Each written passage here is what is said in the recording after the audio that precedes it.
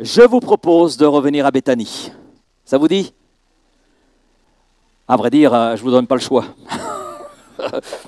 Donc, nous revenons ce matin donc, dans ce petit village tout à fait ordinaire de Judée, Béthanie.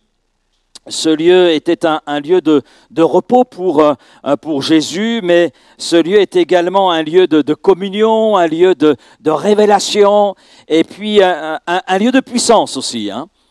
Et dans ce petit village tout à fait ordinaire, nous avons une famille des plus ordinaires pour l'époque, composée de 3 personnes, du moins 3 personnes qui sont nommées, Marthe, Marie et Lazare. Et ce que je trouve beau, c'est le fait que Jésus ne méprise pas l'ordinaire. Oui, parce que Béthanie, qu'est-ce que Béthanie sur la carte? C'est vraiment un petit village de rien du tout. Et pourtant, dans ce petit village de rien du tout, il y a une famille de rien du tout, tout à fait ordinaire, dans laquelle le Seigneur a pris plaisir. Et je crois que dans nos vies ordinaires, le Seigneur veut prendre plaisir. Tout le monde n'est pas convaincu ce matin, mais moi je le suis. Voilà, parce que vous avez devant vous, non pas un homme exceptionnel, mais un homme ordinaire. Et dans cet ordinaire, Dieu veut faire quelque chose de beau. Amen. Parce qu'il a commencé quelque chose en chacun d'entre nous, et ce quelque chose, il veut le poursuivre afin de l'amener à son plein achèvement.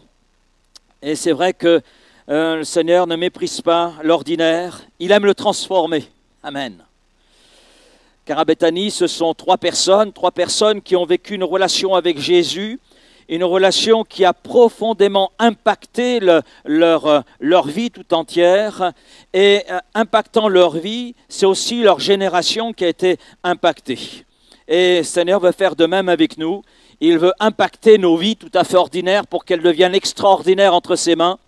Et qu'ainsi, eh bien, nos familles soient impactées, notre entourage soit impacté, cette génération qui est là, qui ne sait pas où aller, ne sait pas quoi faire, qui est là sans espérance, puisse découvrir qu'il y a une espérance sûre, solide en Jésus-Christ. Amen.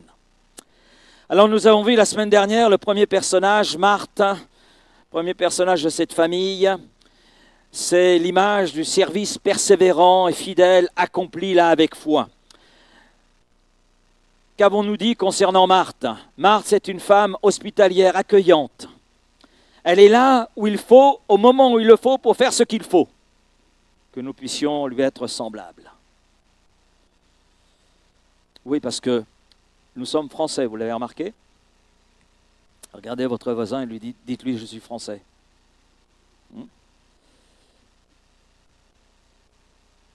Vous osez dire ça sans savoir ce que je vais dire.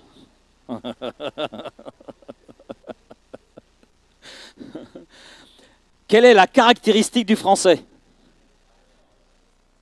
Jamais content.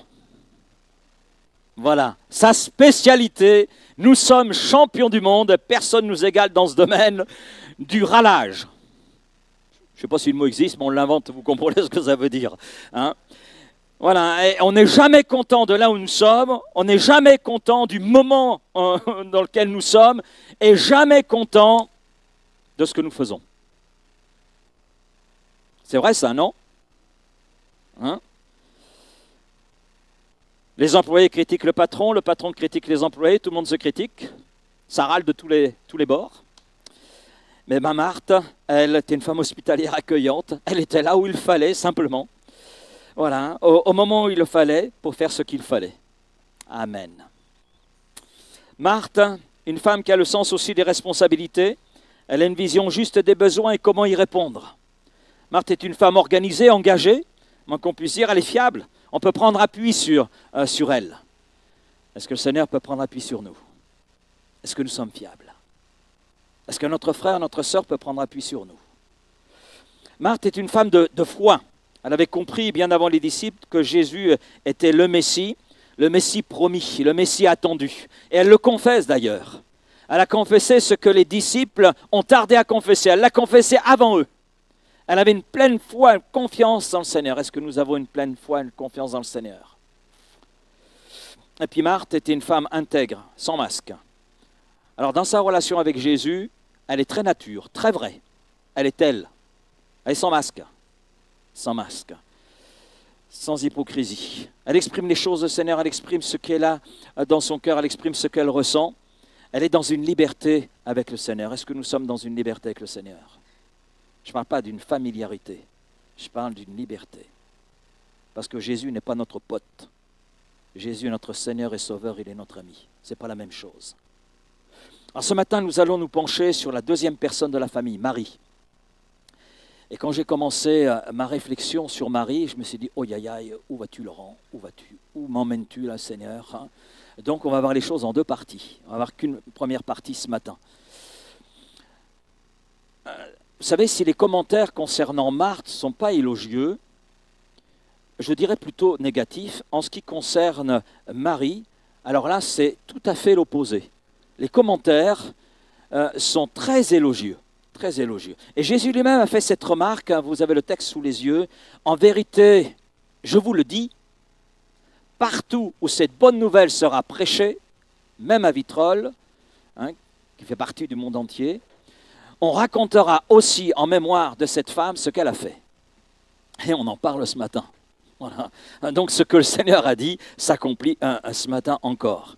Pourquoi étudier Marie? C'est vrai ça. Pourquoi s'arrêter sur elle? Elle n'est pas apôtre, elle n'est pas prophétesse, ce n'est pas un leader visible, c'est une femme tout ordinaire. Mais Jésus la met en avant comme un exemple, j'allais dire éternel, un exemple que l'on doit considérer. Et pourquoi prendre en compte cette femme? Parce qu'il y a des caractéristiques qui émanent de cette femme, et ce sont les caractéristiques que le Seigneur veut voir en nous. Et j'irai plus loin, c'est les caractéristiques qu'il veut développer en nous par l'action du Saint-Esprit. Et la première caractéristique, vous l'avez là sous les yeux, nous avons une technicienne ce matin à l'ordinateur hein, qui anticipe. Amen. Marie est une femme à l'écoute. Femme à l'écoute. Vous avez ce verset sous les yeux. Marie, se tenant assise aux pieds du Seigneur, écoutait sa parole. D'ailleurs, les trois textes où il est question de Marie, on la voit toujours au pied du Seigneur. Voilà. Elle a pris son ticket pour être au pied du Seigneur. C'est sa position, c'est son lieu au pied du Seigneur. Par rapport à ce premier point, il y a un petit A. Un petit A que j'ai intitulé « Le fond et la forme » ou « Le fond ou la forme ». Vous allez comprendre. Parce qu'on est dans un contexte culturel et religieux, d'accord?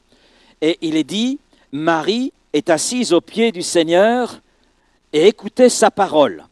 Et dans la tradition juive, dans le contexte dans lequel évoluait Marie, Marthe et Lazare, mais aussi Jésus, les femmes n'étaient pas formellement formées pour être disciples. Et être au pied du rabbi, c'est une des appellations qui était donnée à Jésus, rabbi.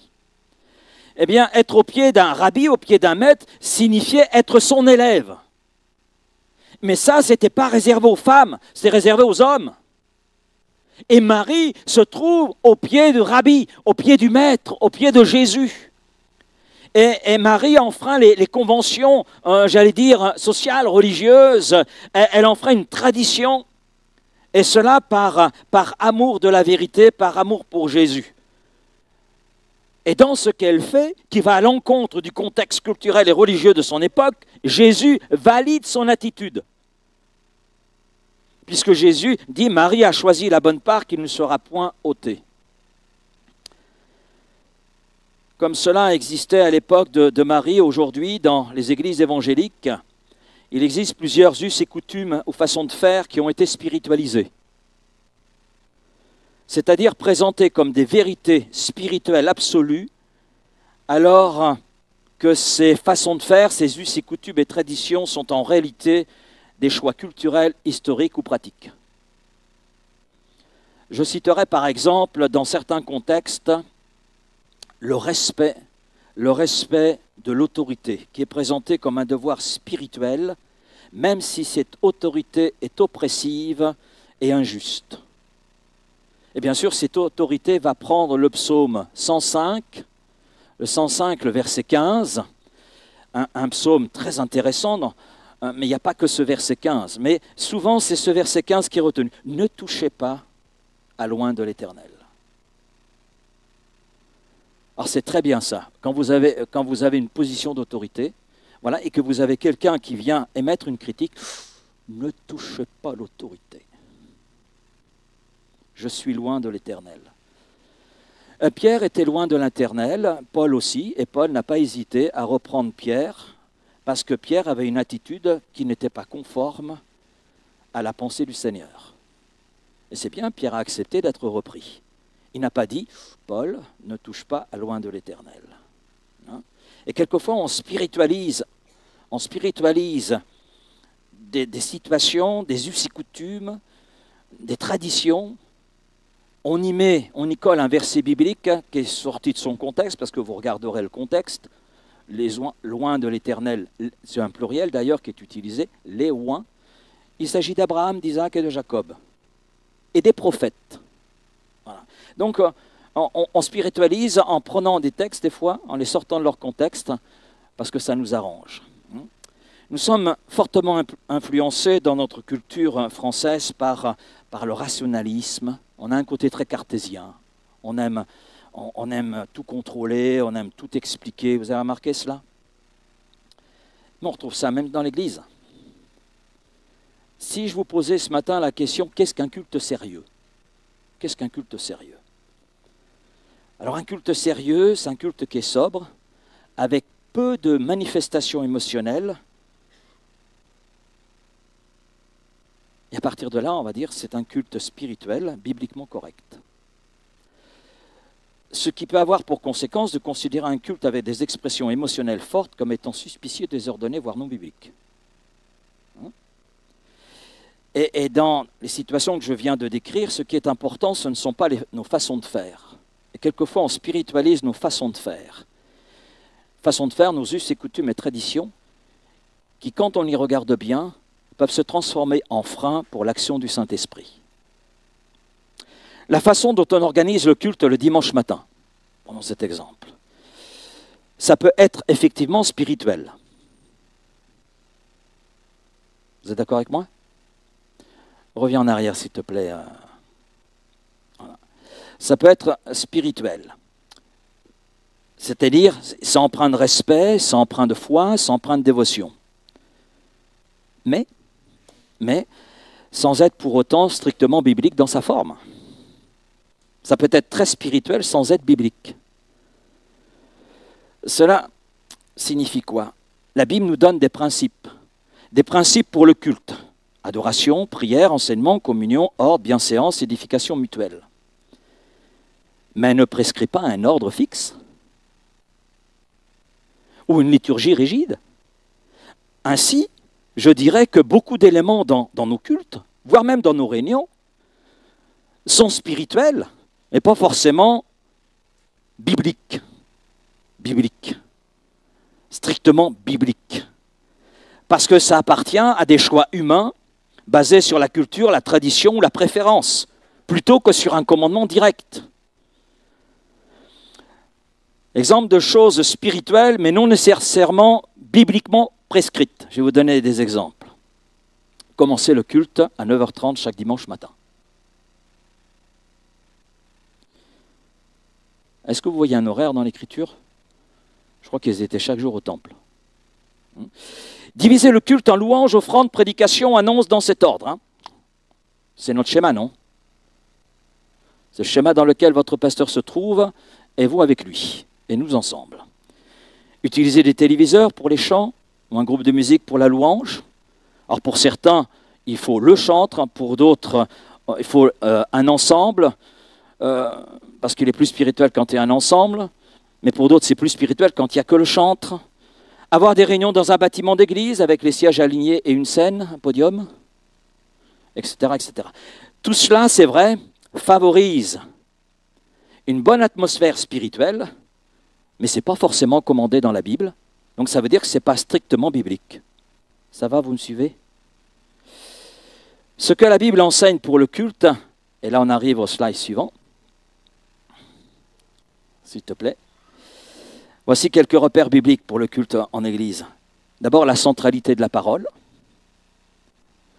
la prière, la louange à Dieu en chant, la Sainte Seine, ou la Seine, l'édification mutuelle dans l'ordre et la bienséance. Après, ça, ce sont les principes bibliques. Voilà ce qui est biblique. Et j'allais dire spirituel et biblique à la fois. Mais le format exact lui reste souple. Reste souple. Et quelquefois, on a des formats et on dit, mais c'est biblique. C'est biblique. Un jour, j'ai entendu quelqu'un, mais votre église n'est pas biblique. Comment ça n'est pas biblique? C'est pas conforme à l'église du Nouveau Testament. Ah bon? Comment il fonctionnait dans le Nouveau Testament? En fait, vous avez des formes très différentes. Vous prenez l'église d'Antioche. L'église d'Antioche n'était pas l'église de Jérusalem. D'abord, ce n'était pas la même population. L'église d'Éphèse n'avait rien à voir avec Antioche. Le fonctionnement des églises que vous avez dans le Nouveau Testament, dans leur forme, c'était très différent. Parce que vous aviez des cultures différentes, parce que vous aviez des façons de faire différentes, parce que vous aviez des personnes différentes, des expériences différentes. Entre un juif et un grec, vous aviez des fonctionnements différents, des conceptions différentes. Donc dans la forme, c'était différent. Alors qu'est-ce qu'une église biblique? Ben, c'est ça, ce que vous avez, c'est les repères bibliques. Après la forme. Mais quelquefois on fait passer la forme pour le fond, au détriment de ce qui doit être réellement le fond. Et en fait, la forme, elle varie selon les contextes culturels, les époques et les traditions. Une forme peut être spirituelle, portant du fruit, et un fruit sincère, sans être explicitement biblique, c'est-à-dire prescrite dans les Écritures. Ça va, vous me suivez? Mais l'essentiel, c'est quoi? C'est de rester fidèle aux principes bibliques, sans idolâtrer une forme particulière, et sans en être prisonnier de cette forme, au risque de se priver du Saint-Esprit. Et ça, c'est la première leçon que nous donne cet épisode de Marie au pied de Jésus, qui va à l'encontre des us et coutumes et façons de faire de son époque. Bon, ils n'étaient pas nombreux dans la maison, mais je pense que s'il y avait eu à ce moment-là les pharisiens, les scribes, les sadducéens et co, ils auraient été offusqués. D'ailleurs, un peu plus loin, dans Jean 12, justement, ces hommes sont présents. Et Marie se jette aux pieds de Jésus. Une femme sur 20. Une femme sur 20. D'un seul coup, il y a eu silence. Une femme sur 20. Pourquoi est-il précisé une femme sur 20? Parce qu'il n'y avait que des hommes. Il n'y avait que des hommes. Et ils sont offusqués de voir cette femme qui arrive et qui va au pied de Jésus. Ils voient Marie retourner au pied de Jésus. Là, ils sont offusqués. Ils sont offusqués, ils réagissent. Alors que Jésus a validé ce que Marie a fait, qui pourtant allait au-delà des traditions culturelles, religieuses, au-delà des us et coutumes, au-delà des façons de faire. Parce que ce qui était sa priorité, c'était Jésus. Amen. Donc c'est la première leçon que nous donne cet épisode de Marie au pied de Jésus. Le point suivant, c'est Marie est au pied de Jésus pour quelle raison? Pour quelle raison? Alors je pose la question, mais vous avez déjà une réponse dessous. Vous l'avez sous les yeux. Elle cherche la parole vivante. Elle a soif de révélation. Pas simplement d'instruction, elle a soif de révélation. Et elle anticipe sans le savoir ce que Jésus dira plus tard. Mes brebis entendent ma voix, je les connais et elles me suivent. Jean 10, 27. Et elle est là dans cette attitude. Elle est là dans cette attitude. À la faim et soif de Jésus, elle manifeste cette soif d'une révélation de Jésus en allant à ses pieds, en adoptant cette attitude du disciple qui est là à l'écoute de son maître. Vous savez, la prière ne commence pas par parler, mais par écouter. La première chose que Dieu dit à son peuple, c'est écoutez. Ô Israël, écoutez. On oublie ce commandement de la part du Seigneur. On cite tout ce qu'il y a après en oubliant cette première partie. Ô Israël, écoute. Écoute. Si nous prenons nos temps personnels de prière, combien de temps prenons-nous pour écouter?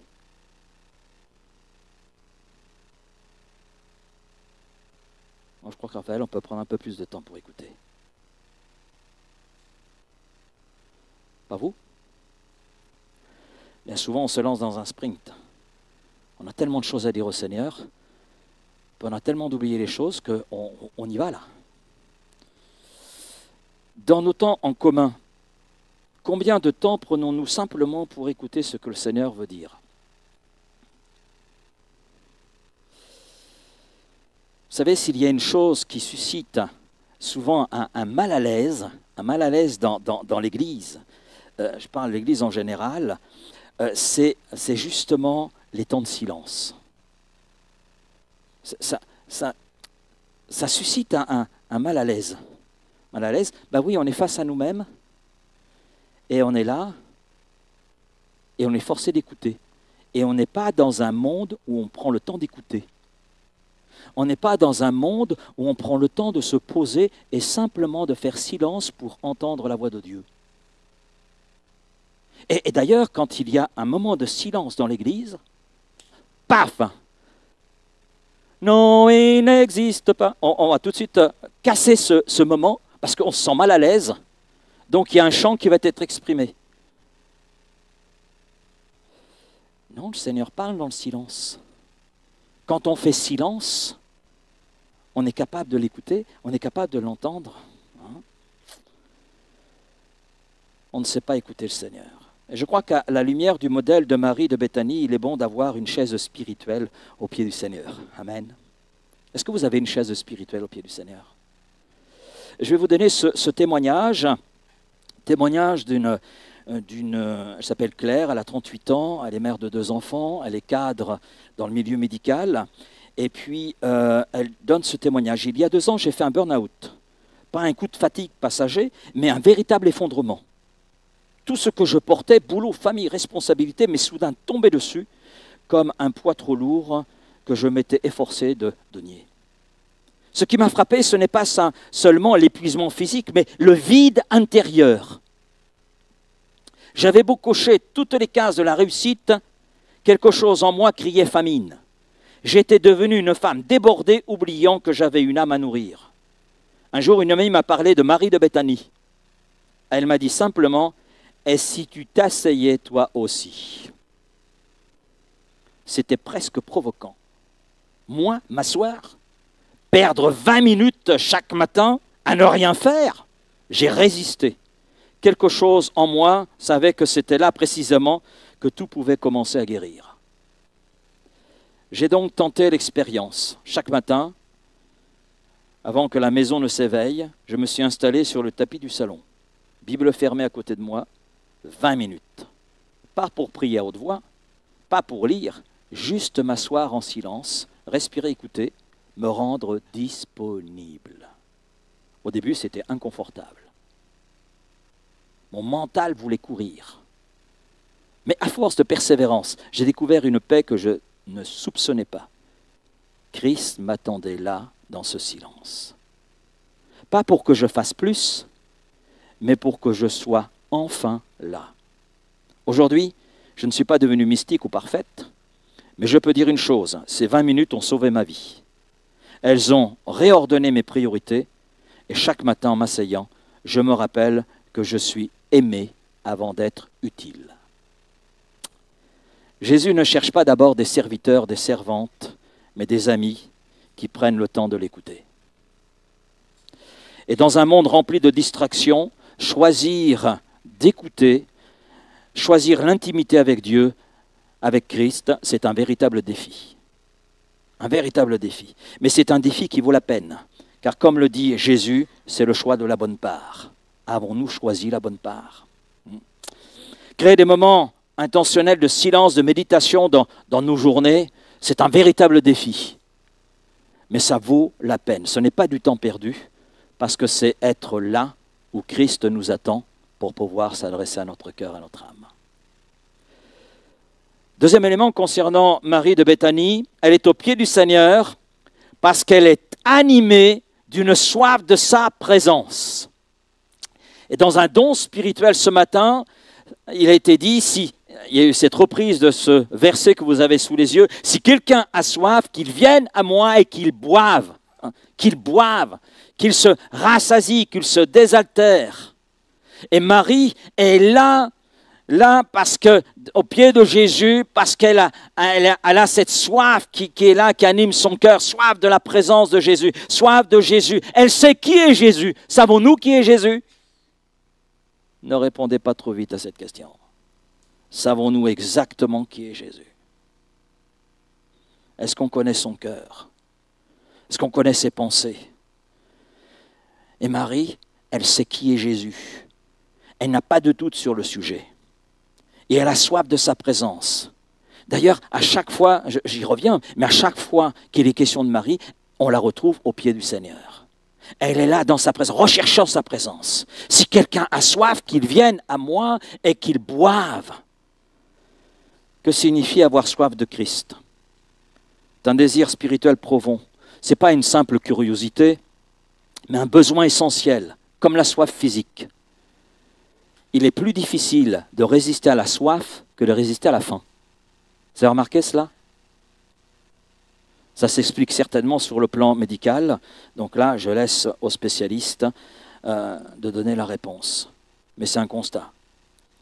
Et Marie est dans un besoin essentiel de Christ. Est-ce que nous sommes dans un besoin essentiel de Christ?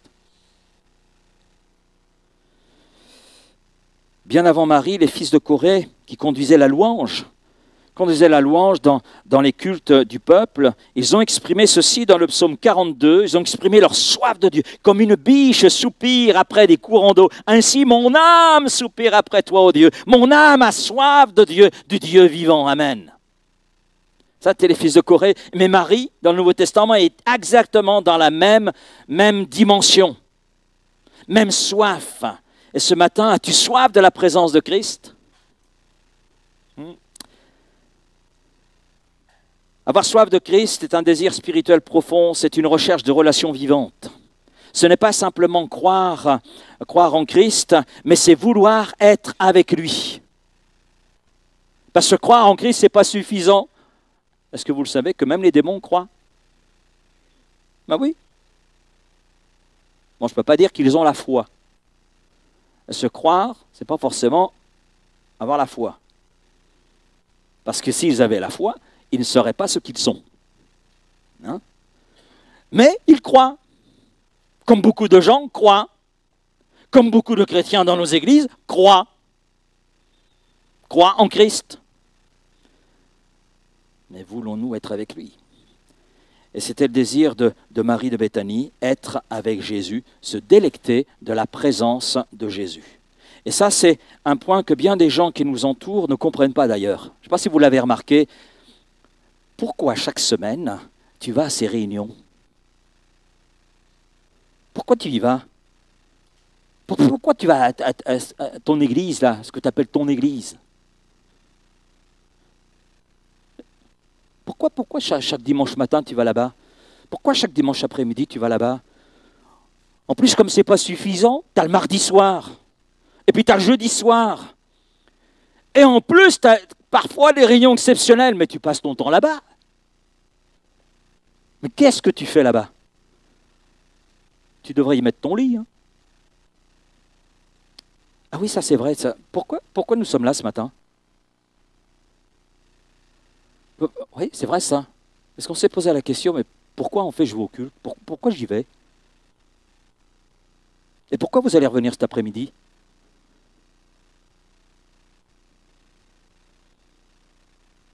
Et pourquoi vous allez revenir mardi soir en réunion de prière? Oui, parce que chaque mardi soir, on a une réunion de prière de 18h30 à 19h30. Et pourquoi vous allez revenir jeudi? Oui, parce que le jeudi soir, de 19h à 20h, bon, des fois un peu plus aussi, 20h10, 20h15, on a l'étude biblique. Et pourquoi? Pourquoi participer à ces rendez-vous? C'est vrai ça. Pourquoi Laurent, tu y vas? Bah, toi, tu es obligé, tu es le pasteur. Ah mince. Oui. Et c'est pareil pour Bernard. Il est obligé, il est pasteur comme toi.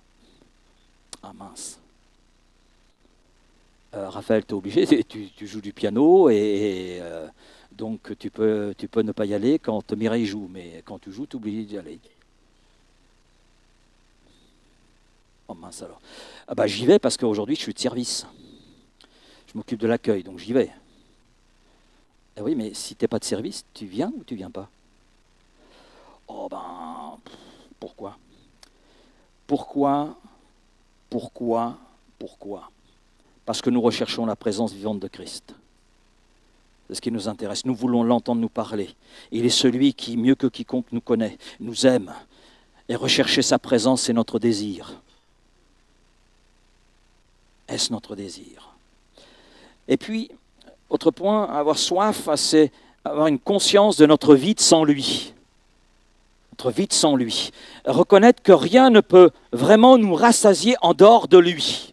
D'ailleurs, si nous sommes venus à Jésus-Christ, il est devenu notre Seigneur et Sauveur, c'est pourquoi? Oh, parce que ça fait chouette d'être chrétien? Non, c'est parce que nous avons réalisé le vide dans notre cœur. Nous avons réalisé que ce vide ne pouvait être comblé par quoi que ce soit. Mais que venant à la foi en Jésus-Christ, nous avons découvert la vie éternelle, le pardon de nos péchés, quelque chose d'extraordinaire que le monde ne pouvait pas nous offrir, et qu'on a aujourd'hui une espérance, celle de la vie éternelle, amen, que la mort ne va pas réduire à néant, parce que cette vie, elle va au-delà, parce que c'est la vie de Christ, la vie du ressuscité, amen, amen. Et dans le cœur de Marie, Jésus était son tout. Jésus est-il ton tout? Jésus est-il mon tout? L'entièreté du chapitre 15 de Jean nous montre l'indispensabilité de Jésus dans le cœur et la vie du disciple. Et Jésus résume les choses ainsi, Jean 15, 5, « Sans moi, vous ne pouvez rien faire. Sans moi, vous ne pouvez rien faire. » Et vous avez sous les yeux une parole, « Si Jésus n'est pas ton tout, il est ton rien. » C'est une déclaration qui peut être forte, voire même radicale, mais Christ ne veut pas une place dans notre vie. Il ne veut pas une place dans ta vie.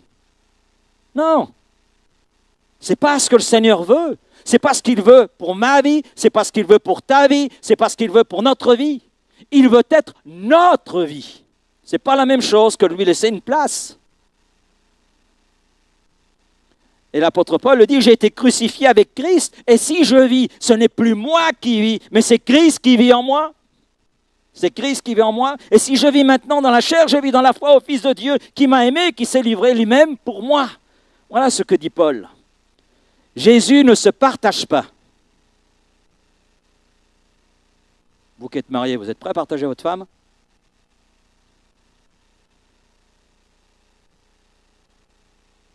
Et vous qui êtes mariés, femme, vous êtes prêtes à partager votre mari? Non, c'est mon mari. Non, c'est ma femme. Oh, oh. Pour qui se prend, lui? Jésus ne veut pas être un ajout dans ta vie. Il ne veut pas être un ajout qui vient s'ajouter à d'autres ajouts. Il veut être le centre. Il veut être la source. Il veut être le fondement. Avec Jésus, c'est tout ou rien. D'ailleurs, c'est l'écho de ses propres paroles.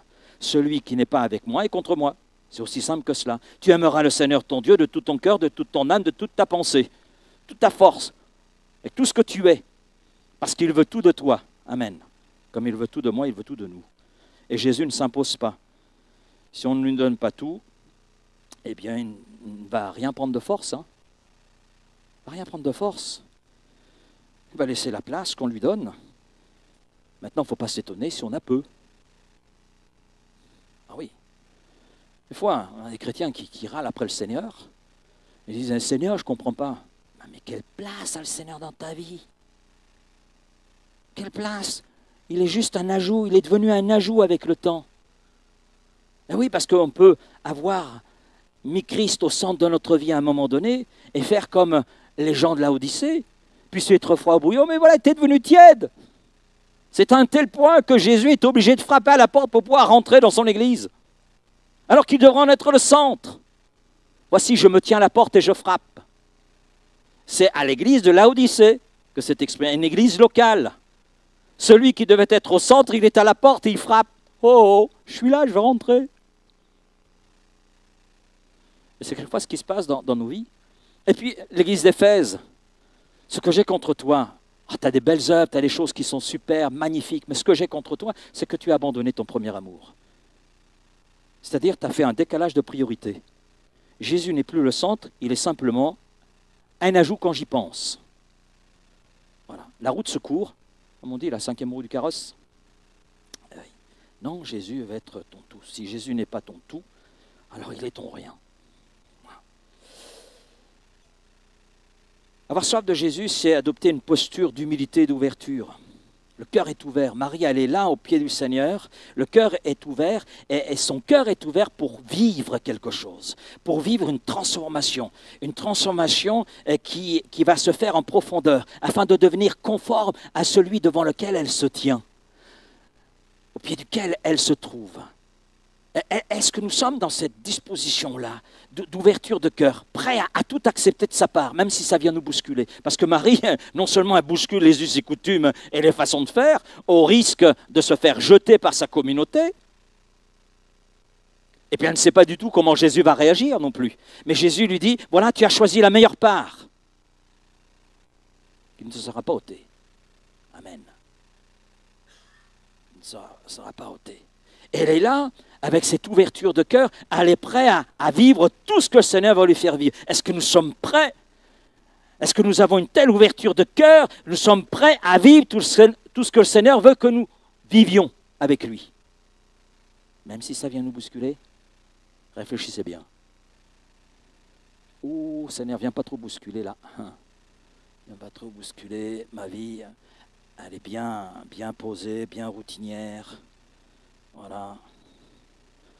J'enlève mon pyjama à telle heure, je prends le café à telle heure, voilà, je vais travailler à telle heure, je reviens pour le déjeuner à telle heure, voilà, j'ai ma série télévisée à telle heure, je renfile mon pyjama à telle heure, qui est bien plié sur mon lit qui m'attend, il me faut tant d'heures de sommeil. Seigneur, viens transformer ma vie. Waouh! Vous êtes prêts? Vous êtes prêts? Là, il n'y a plus d'amen d'un seul coup. Mince alors. Donc, Marie est prête à vivre cela, elle veut le vivre. C'est la raison pour laquelle elle va jusqu'à l'encontre de ses us et coutumes de son temps et des façons de faire. Elle ne veut que rien ne vienne faire obstacle dans son cœur à la présence et à l'action de Jésus. Que rien ne vienne faire obstacle, que rien ne vienne empêcher cette, j'allais dire, commune union avec Jésus. Voilà. Elle veut être dans cette interaction avec Jésus, elle veut que la présence de Jésus l'enveloppe. Est-ce que nous sommes dans cette dimension-là? Je conclurai ce matin la première partie sur Marie de Béthanie en disant ceci. Marie de Béthanie n'a pas dit beaucoup de mots. À l'inverse de nous, nous en disons beaucoup, peut-être trop. Marie de Béthanie n'a pas dit beaucoup de mots dans les évangiles, mais sa vie a parlé avec puissance. Et elle nous invite à une relation de profondeur, de proximité et de passion, avec Jésus. Avec Jésus. Et je crois que c'est là que le Seigneur nous attend. On veut vivre des choses. Moi, je veux vivre des choses avec le Seigneur. Je ne sais pas combien de temps il me prête encore. Et vous le savez, moi je ne sais pas. Pour ma part, je ne sais pas. Mais le temps qu'il me reste encore à vivre, je veux entrer dans une profondeur encore plus grande. Je veux rentrer dans une proximité et je veux une passion encore plus grande que celle qui m'anime aujourd'hui. Je veux être Marie de Béthanie. Amen. Et vous? Est-ce que vous voulez cela? Est-ce que vous voulez être à l'exemple de cette femme Marie de Béthanie? Entrer dans une relation de profondeur, de proximité et de passion avec Jésus. Oui.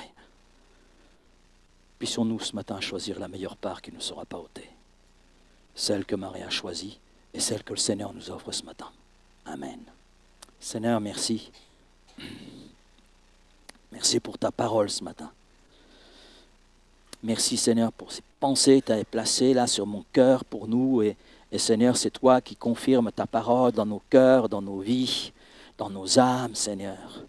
Nous ne voulons pas être des chrétiens de seconde zone, j'ose parler ainsi, mais nous voulons être des gens, des hommes et des femmes animés de cette passion de toi, animés de ce désir d'entrer dans une relation encore plus profonde avec toi, des hommes et des femmes qui acceptent d'être dans les profondeurs de leur être bousculés afin d'être transformés et d'être ce que tu veux que nous soyons. Oui Seigneur, ma prière pour ma vie, c'est d'être ce que tu veux que je sois et d'être là où tu veux que je sois et faire ce que tu veux que je fasse. C'est ma prière, c'est mon désir. Oui Seigneur, parce que c'est là que tu m'attends. Mais c'est là aussi que tu attends mes frères et sœurs, que tu attends ces amis qui sont là avec nous, ces amis qui nous suivent sur le YouTube, sur les réseaux. Seigneur, que nous puissions rechercher, premièrement, avant toute chose, à être à tes pieds, être à ton écoute de ce que tu veux nous dire, et qu'à partir de ce que tu nous dis, nous puissions avancer, que nous puissions progresser et aller de l'avant. Oui, Seigneur. Nous ne voulons pas être une église morte, nous ne voulons pas être une église appartenant simplement à une dénomination, si bonne soit-elle. Non, nous voulons être ton église, l'église dans laquelle tu te plais, dans l'église où tu as toute la place, où tu peux faire ce que tu veux faire, et tout ce que tu veux faire. Et que ce lieu soit un lieu de guérison, que ce lieu soit un lieu de délivrance, que ce lieu soit un lieu de proximité avec toi, un lieu de passion où cette passion s'exprime dans le chant, dans la louange, dans les services qui nous sont confiés. Oui Seigneur, que nous puissions être animés de cette passion, que nous puissions oser choisir cette meilleure part qui ne nous sera jamais ôtée, mais qui a des répercussions jusque dans l'éternité.